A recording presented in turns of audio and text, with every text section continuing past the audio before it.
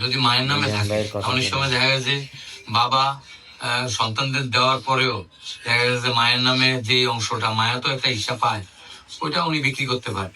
আর যদি ওনার নামে কোনো দলিল, ধরেন আমার 30% জায়গা, 10% জায়গা আমি আমার ওয়াইফের নামে দিয়ে দিলাম লিখে বা দলিলে দিয়ে দিলাম, তাহলে ওই জায়গাটা উনি বিক্রি করতে পারে, যেটা মায়ের নামে ওটা বিক্রি করতে পারে।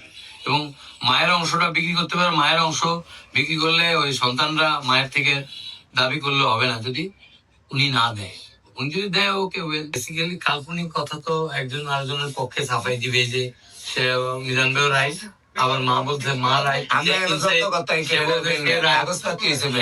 আমার কথা হলো যে যেহেতু কোর্টে মামলা করেছি, কোর্টে আমরা আমাদের ডকুমেন্ট দাখিল করেছি, যদি আমরা আমাদের ডকুমেন্ট অনুযায়ী হাকিম মনে করে যে আমরা পাবো, তাহলে সেই হিসেবে আমাদের মাননীয় জজ সাহেব উনি বুঝিয়ে দিবে।